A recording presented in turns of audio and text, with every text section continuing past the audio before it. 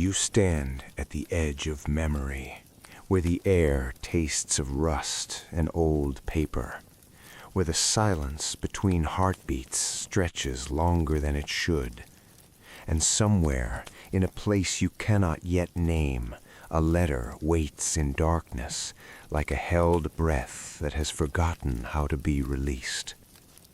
The year is 1943, though time moves differently here, in the margins of history, where ordinary men become shadows pressed between the pages of forgotten books. And the cold is not merely cold, but a living thing that wraps its fingers around your throat and squeezes until breathing becomes an act of defiance. Imagine this. You are Alexei, 45 years old, though the lines carved into your face by wind and privation suggest a man much older. Your hands are the color of old leather, scarred from decades of gripping axe handles and splitting birchwood in temperatures that plummet to minus 50 degrees Celsius. You are a woodcutter in a village whose name appears on no map that matters, somewhere in the vast white expanse east of the Ural Mountains, where the taiga stretches like an ocean of frozen silence, and the nearest town is 3 days' walk through snow that reaches your chest. The dawn here arrives late and dies early, a pale ghost of light that barely crests the horizon before surrendering to the darkness that owns this land. The wind is a serrated blade that cuts through wool and skin alike, indifferent to prayer or curses, and the trees stand like skeletal witnesses to suffering, their branches crackling in the cold like the bones of ancient things breaking beneath the weight of winter. You wake each morning in a wooden house that leans slightly to the east, its timbers groaning under the burden of snow accumulated on the roof. The stove in the corner fights a losing battle against the cold that seeps through every crack, every gap in the logs you cut and fitted yourself 15 winters ago. Your wife, Katya, is already awake, her breath forming small clouds in the frozen air as she coaxes the embers back to life with practiced patience. Your daughter, Anya, sleeps beneath every blanket you own, her 9-year-old face peaceful in a way that makes your chest tighten with something between love and fear. This is your world, measured not in grand ambitions, but in cords of wood stacked against the coming storms, in the handful of potatoes stored in the root cellar, in the precious jar of rendered fat that must last until spring. The war, that vast and terrible thing happening somewhere beyond the horizon, feels both impossibly distant and suffocatingly close, like thunder heard through thick walls, muffled but ominous. You do not think of yourself as part of history. You are simply a man who splits wood, who kisses his daughter's forehead before she sleeps, who lies beside his wife in the darkness and listens to the wind screaming across the steppes like the voices of all the forgotten dead. But history does not ask permission before it arrives. It comes like winter, inevitable and merciless, and it carries with it a letter that will hide for 76 years, waiting in the frozen earth like a seed that refuses to grow, carrying words you have not yet written, addressed to a future you cannot imagine. The silence is a heavy shroud, and beneath it your ordinary life continues, precious and fragile as a candle flame in the vast, indifferent dark. You rise before the sun considers rising, in that deep hour when darkness feels permanent, when the cold has settled into the marrow of the world and made itself at home. Your boots are stiff with frost, and pulling them on requires a violence of effort that leaves your fingers aching. The leather creaks like the voice of something ancient protesting its resurrection. Outside, the snow squeaks beneath your feet with that particular sound that means the temperature has dropped below -40°C. A sound like breaking glass, like the earth itself crying out against the pressure of your existence. The forest waits, a cathedral of frozen silence where your breath hangs in the air like prayers that never quite reach heaven. And the axe in your hands is so cold that touching the metal, even through gloves, feels like touching fire. You walk the same path you have walked for 20 years, past the twisted birch that was struck by lightning the summer Anya was born, past the small clearing where you once saw a wolf standing so still it might have been carved from smoke and shadow.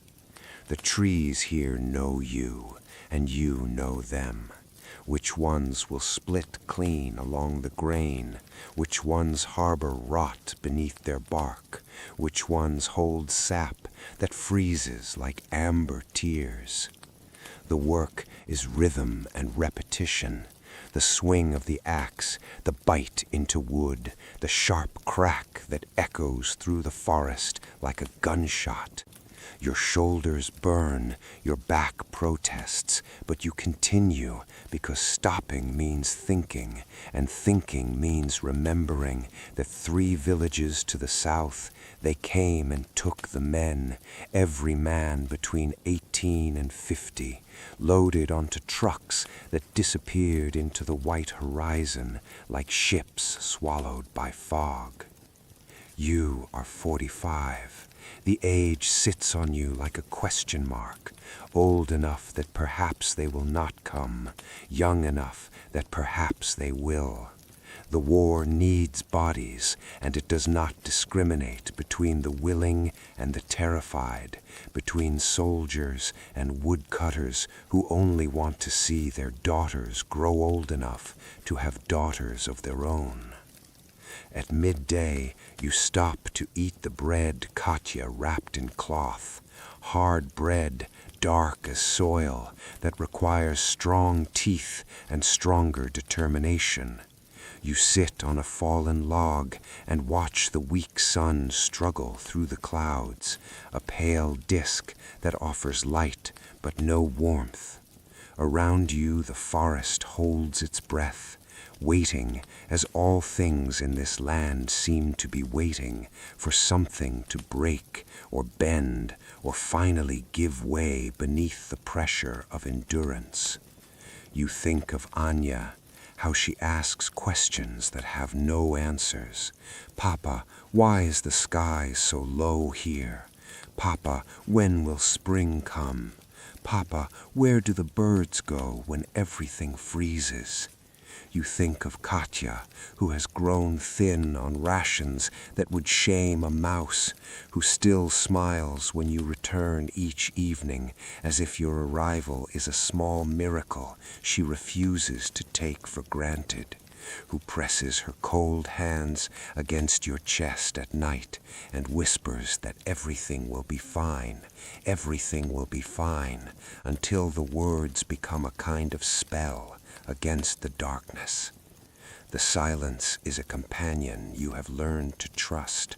It does not lie or promise or threaten. It simply exists, vast and honest as the snow. In the silence, you can hear the forest breathing, can hear the distant crack of ice on the river 3 kilometers north, can hear the sound of your own heart beating steady and stubborn against the cold that wants to stop it. You do not know that in 7 days a man will arrive, a stranger in a military coat, his face gray with exhaustion and something deeper than exhaustion.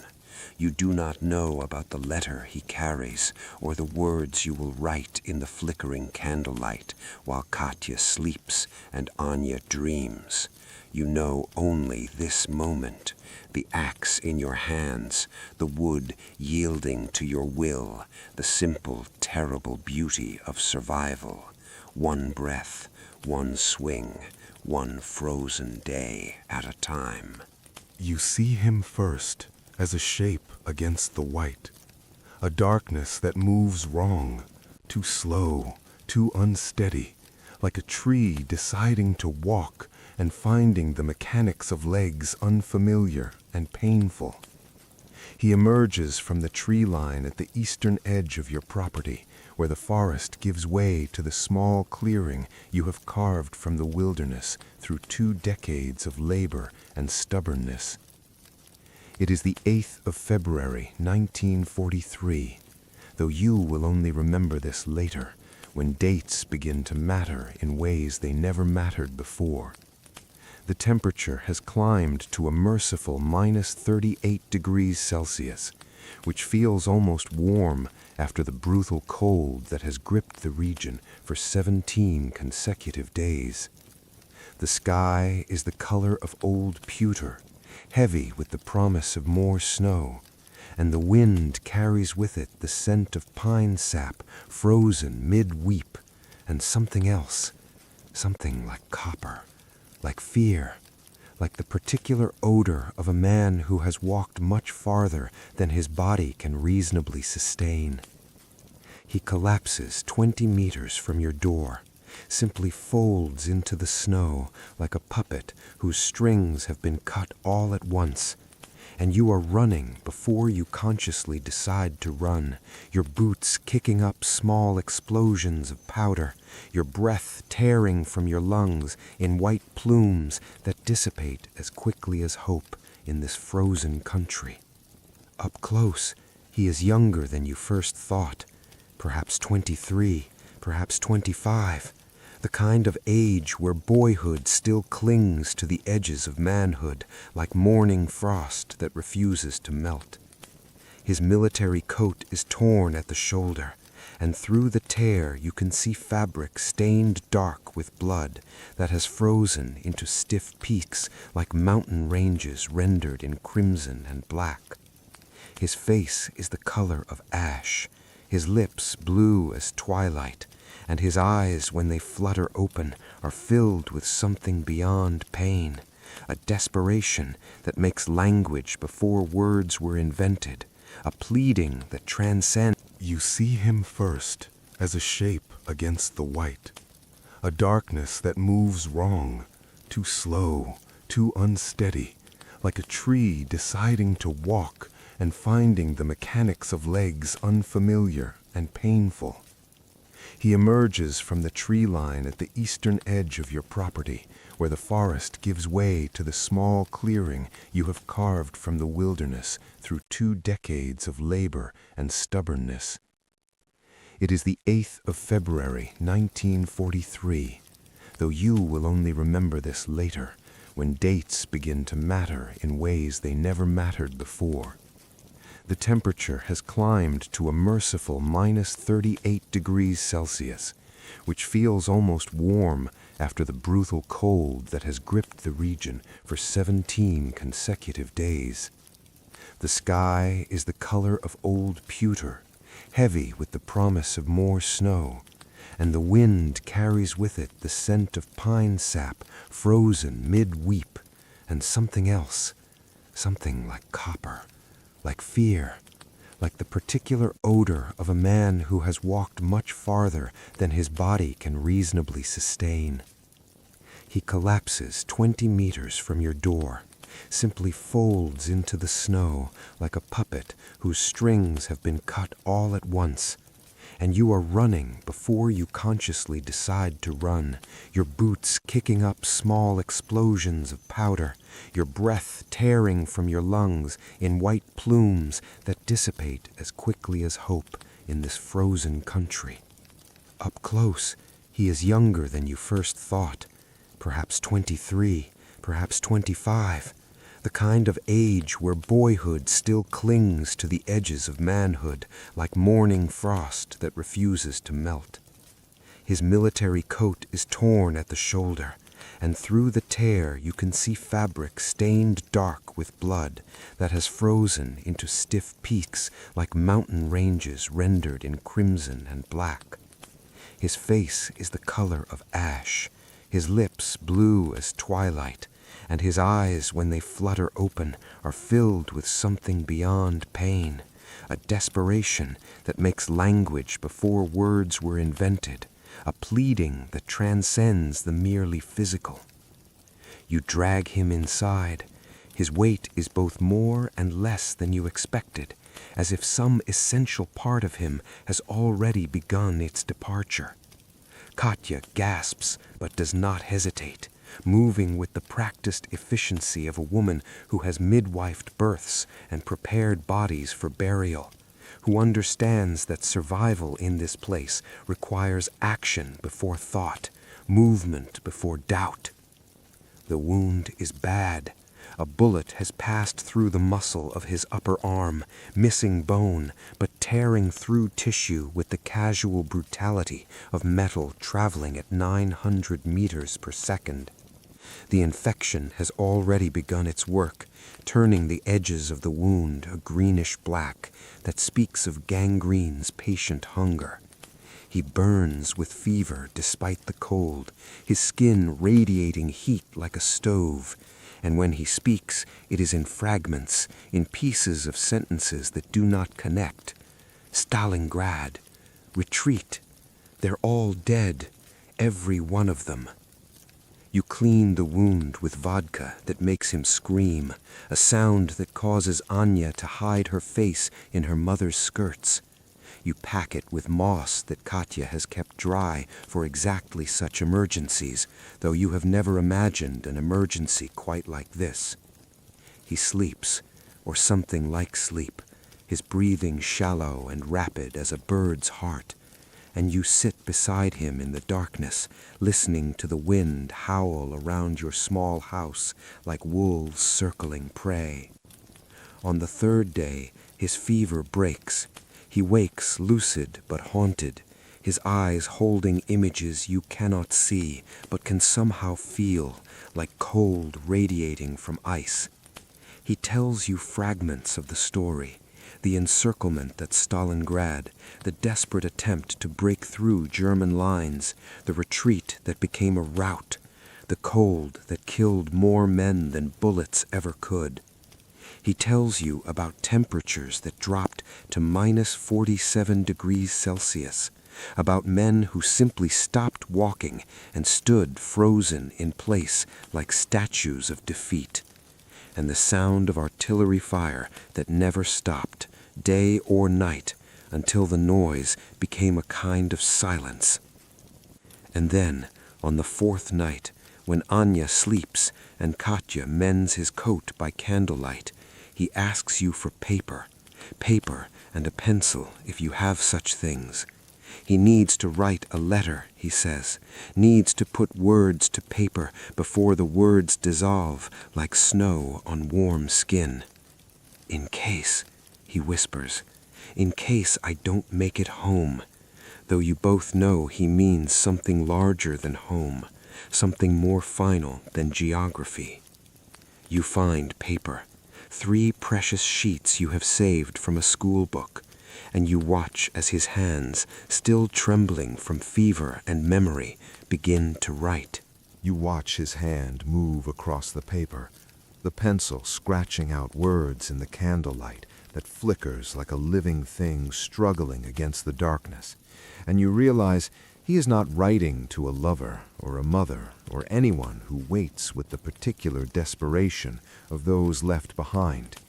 He is writing to no one, or to everyone, or to some future that exists beyond the immediate horror of February 1943, beyond the frozen steppes and the meat grinder of Stalingrad, where 600,000 men have become statistics, have become numbers carved into history like names on gravestones no one will ever visit.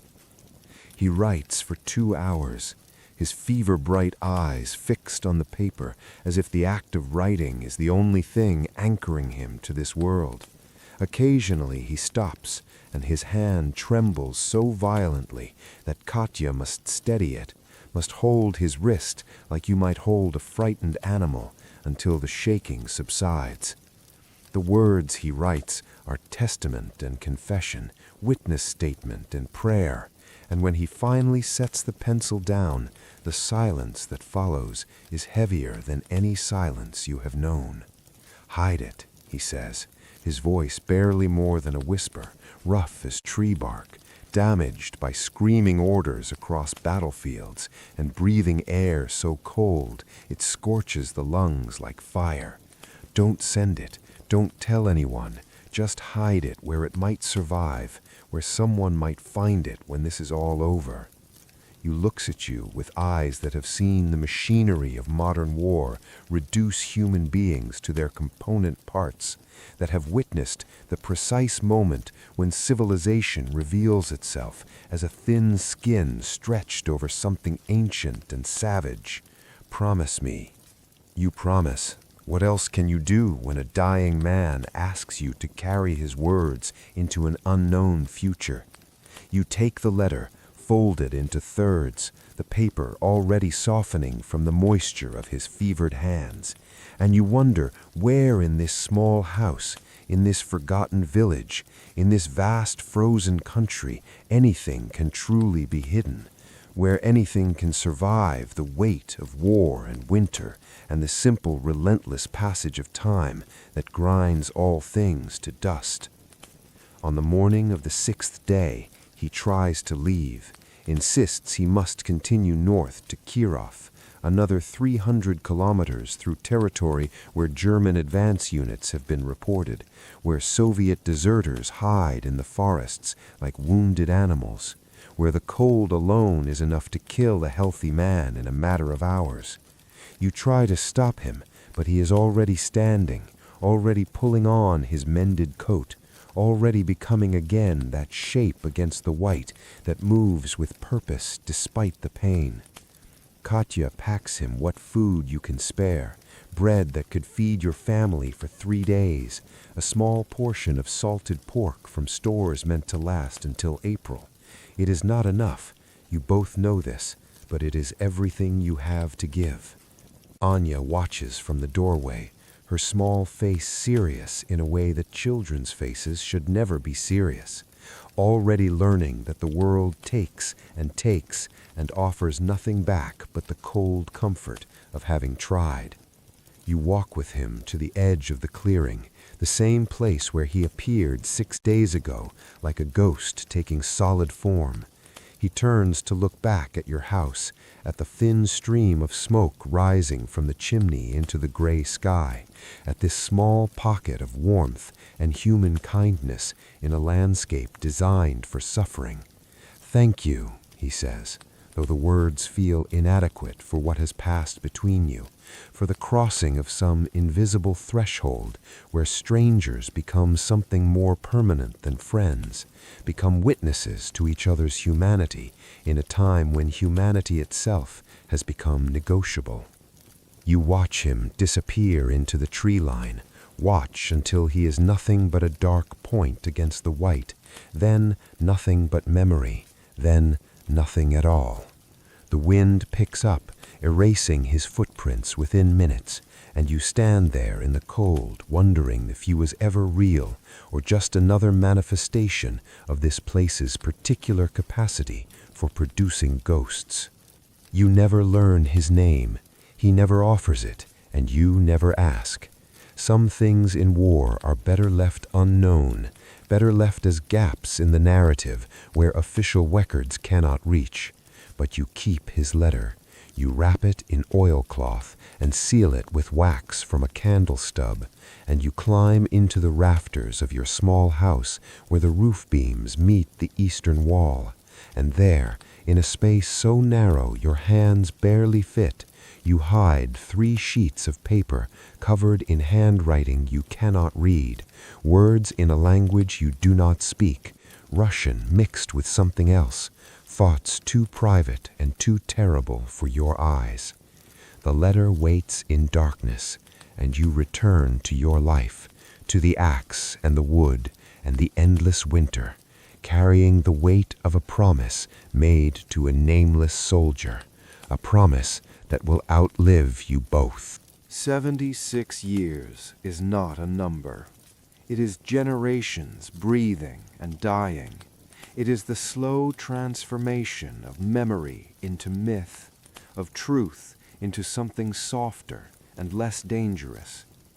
It is the space between the moment you hide that letter in the rafters and the moment someone else's hands, hands not yet born when the paper was folded, pull it back into light. You do not live to see it. You die in 1967, 24 years after that February morning, your heart simply stopping one afternoon while you split wood in the same forest where you have always split wood. The trees witness your departure as they witnessed your arrival into this world 45 years before your promise, and they keep their counsel, silent as they have always been. Katya follows you 3 winters later, her body finally surrendering to the accumulated weight of surviving in a place that demands more than survival should cost. Anya grows old in a country that transforms around her like a snake shedding skin. The Soviet Union rising and falling, the Cold War freezing and thawing, history moving in its inexorable way while the letter waits in darkness. The house stands for decades after you are gone, slowly leaning further east as if trying to bow toward the sunrise, its timbers weathering to silver, its windows going dark and staying dark. Families move in and move out, each adding their small marks to the structure, none knowing about the secret pressed into the space where roof meets wall.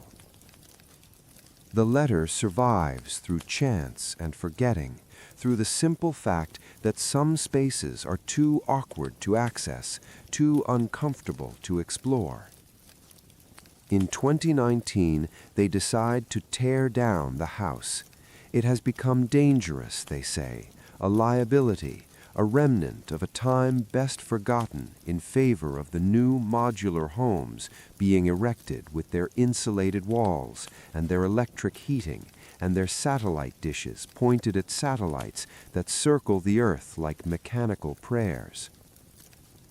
The demolition crew works methodically, dismantling 70 years of weather and memory, and when they reach the rafters where the eastern wall meets the roof, they find it, a package wrapped in oilcloth, so old it crumbles at the touch, sealed with wax that has somehow maintained its integrity through 3/4 of a century. Inside are 3 sheets of paper, yellowed but intact, covered in handwriting that belongs to the dead. The words are in Russian, but mixed with German, fragments of a soldier's confession written in the borrowed time between fever and departure. He writes about Stalingrad, about the cold that reached -47 degrees Celsius, about watching his entire company freeze to death in a single night while they waited for orders that never came. He writes about the killing, about what it does to a man to kill and kill until killing becomes as natural as breathing, about the moment he understood that all of them, Russian and German alike, were being fed into a machine that ran on blood and ideology and the particular madness of men who make decisions from warm rooms far from the cold. But mostly he writes about kindness, about a woodcutter named Alexei and his wife Katya and their daughter Anya, about 3 people in a forgotten village who gave him shelter when they had every reason to turn him away, who fed him from their own starvation, who asked nothing in return except that he survive. He writes about the way Anya looked at him with eyes that held no judgment, only curiosity, about the way Katya's hands were gentle when they cleaned his wound, about the way you sat with him through the worst of the fever, a stranger keeping vigil for a stranger, because that is what humans do when they remember they are human. The letter is donated to a museum in Kirov. It sits behind glass now, lit by carefully controlled LED lights that will not fade the ink, temperature regulated to prevent further deterioration. Scholars study it, historians reference it, and occasionally someone stands before it for a long time, reading the words of a dead soldier preserved by a dead woodcutter, and something passes between past and present, some recognition that beneath the vast machinery of war and politics and historical forces, there are always these moments, small acts of mercy that signify nothing to the grand narrative, but everything to the souls involved.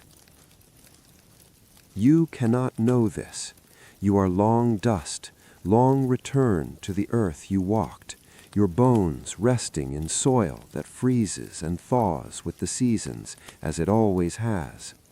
But the promise you kept has outlived you, has outlived Stalin and Hitler and the Cold War and the Soviet Union itself.